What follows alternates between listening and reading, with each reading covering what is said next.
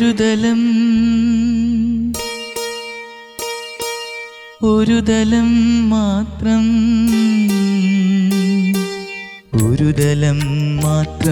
വിടർന്നൊരു ചെമ്പനീർ മുകുളമായി നീ എൻ്റെ മുന്നിൽ നിന്നു. ഒരു ദലം മാത്രം വിടർന്നൊരു ചെമ്പനീർ മുകുളമായി നീ എൻ്റെ മുന്നിൽ നിന്നു. തരളകപോലങ്ങൾ നുള്ളി നോവിക്കാതെ തഴുകാതെ ഞാൻ നോക്കി നിന്നു. തരളകപോലങ്ങൾ നുള്ളി നോവിക്കാതെ തഴുകാതെ ഞാൻ നോക്കി നിന്നു. ഒരു ദലം മാത്രം വിടർന്നൊരു ചെമ്പനീർ മുകുളമായി നീ എൻ്റെ മുന്നിൽ നിന്നു.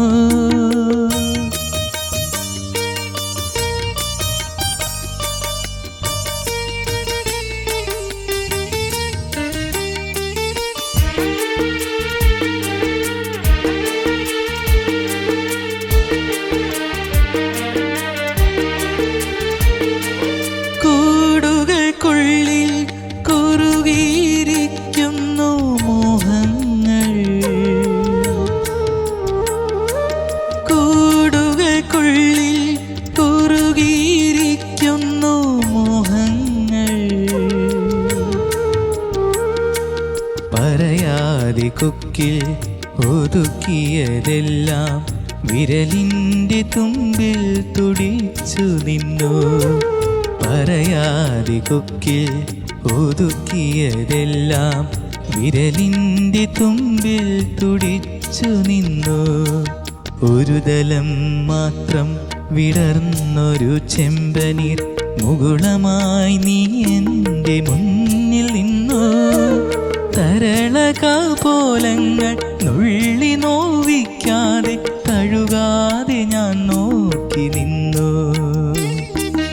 ഒരു ദലം മാത്രം വിടർന്നൊരു ചെമ്പനീർ മുകുളമായി നീ എൻ്റെ മുന്നിൽ നിന്നു.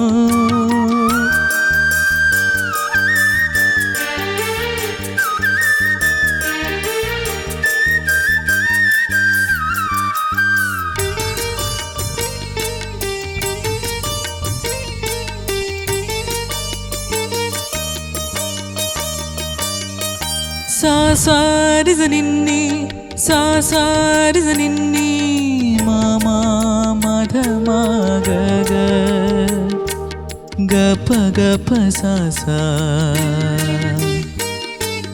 നിസ പാപ നിന്നി നിസ പാപ നിന്നി നിസ ഗമ പാനി മഗ ഗപ ഗപ സാസാ നിസ പാപ നിന്നി നിസ പാപ നിന്നി നിസ ഗമ പാനി മഗ ഗപ ഗപ സാസാ പനിസ പനിസ പനിസ പനിസ നിസഗ നിസഗ നിസഗ നിസഗ സഗമപ സഗമപ സഗമപ മപനിസ മപനിസ മപനിസ നിസ നിസ നിസ നിസ നിസ നിസഗ.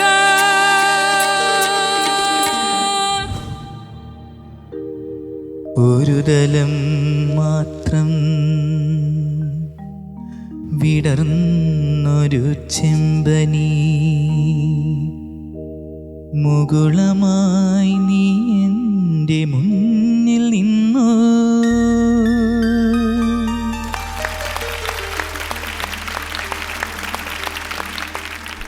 അബി, എന്തോ എങ്ങനെ ഉണ്ടായടാ ചാലഞ്ച് റൗണ്ട്?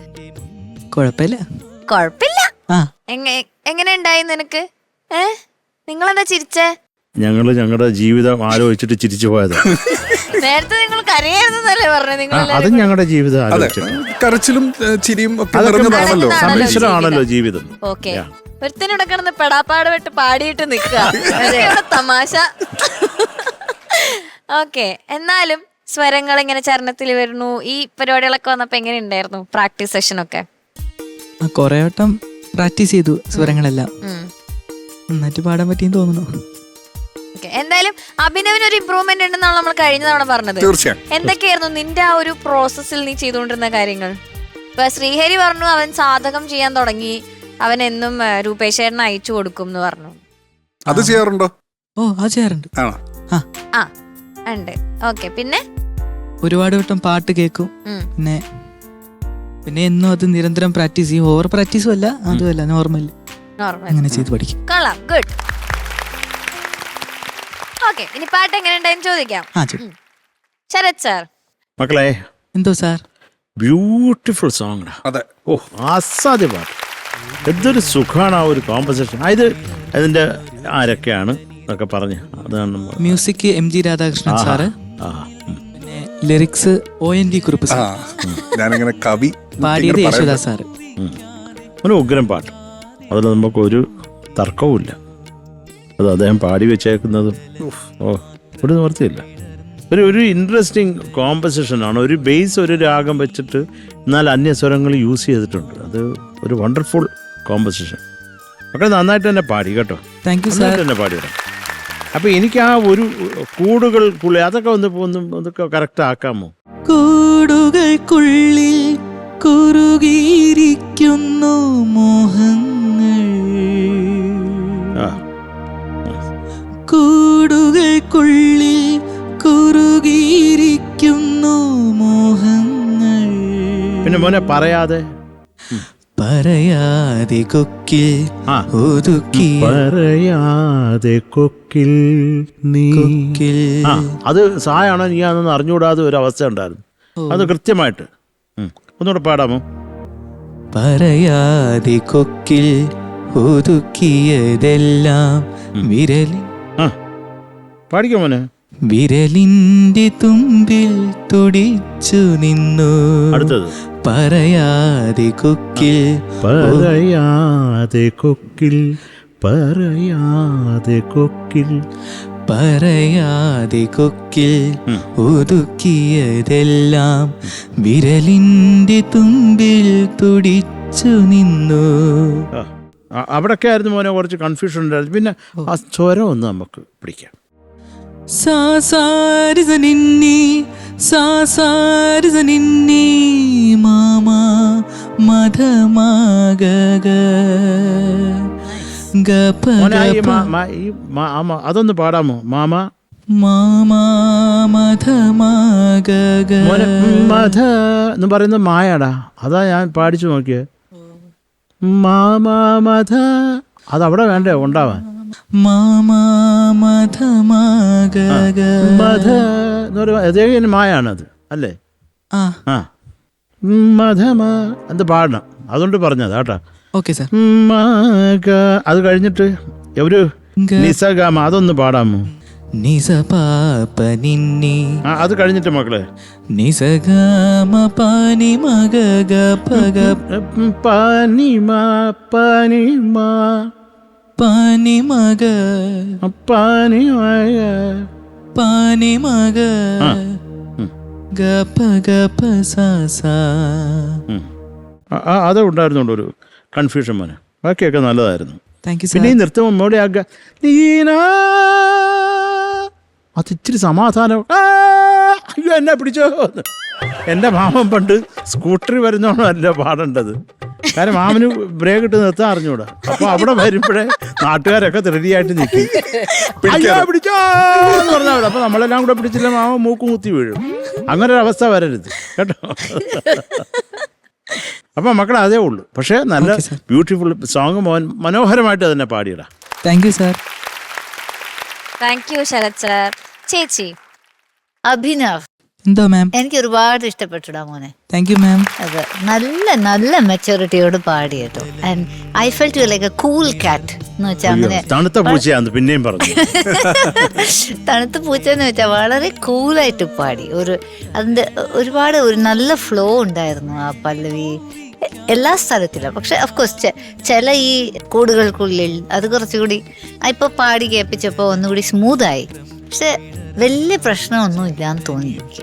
അത്രത്തോളം മനോഹരമായിട്ട് പാടി. താങ്ക് യു മാം. പിന്നെ സ്വരങ്ങളുടെ സ്ഥാനങ്ങൾ ഒക്കെ ഇപ്പോ കറക്റ്റ് ആക്കിയപ്പോ ഒന്ന് ധാ എത്രത്തോളം ധാ മേളിൽ പോകണം, ഇതൊക്കെ മൈനർ ഡീറ്റെയിൽസ് ആണ്. അതൊന്ന് നമുക്ക് പഠിപ്പിച്ച് തരണം. അല്ലെങ്കിൽ അത് പാടിയ സ്വരങ്ങളുടെ ഫ്രെയിം വർക്ക് സ്കെലിറ്റൺ കറക്റ്റ് ആണ്. പ്ലെയിൻ ആക്കിയാൽ കുറേ കൂടെ കൺഫ്യൂഷൻ ഇല്ലാണ്ടിരിക്കും. അത് കുഴപ്പമില്ല മക്കളെ, കുഴപ്പമില്ല. അത് കുറച്ച് ടച്ച് നോട്ട്സ് പാടുമ്പം ഇതൊക്കെ ഒരു ലേണിംഗ് അല്ലേ. അപ്പോൾ ഇതിനു വേണ്ടിയാണ് ഈ റൗണ്ട് വെക്കുന്നതല്ലേ. അപ്പോൾ പക്ഷെ പാടിയത് വരെ സ്വരസ്ഥാനങ്ങൾ എനിക്ക് ഇഷ്ടപ്പെട്ടു. പിന്നെ അതിന്റെ കണക്ഷൻസ് നല്ലോണം ചെയ്തു. ആ സ്വരത്തിനെ സ്വരം പോലെ ട്രീറ്റ് ചെയ്യാതെ അതൊരു ലിറിക്കിനെ പോലെ ഒരു ഫീൽ ചെയ്ത് സ്വരത്തിനെ പാടി. ഇതൊക്കെ എനിക്ക് വളരെ ഇഷ്ടപ്പെട്ടു. Thank you ma'am. Very very beautiful singing. Keep it up. നല്ല പ്രോഗ്രസ് ആണ്. ഇപ്പോൾ വോയിസും ഒരു കൂടി വരുന്നുണ്ടെന്ന് എനിക്ക് തോന്നുന്നു. അപ്പോൾ പെട്ടെന്ന് ഈ ഹൈ രജിസ്റ്ററിലുള്ള അസുഖങ്ങളൊക്കെ മാറട്ടെ. All the best. Thank you ma'am. Thank you ചേച്ചി. ഷാനിക്ക. അഭിനവ് എന്തോ സാർ. അടിപൊളിയായിട്ട് പാടിയാണ്. Thank you sir.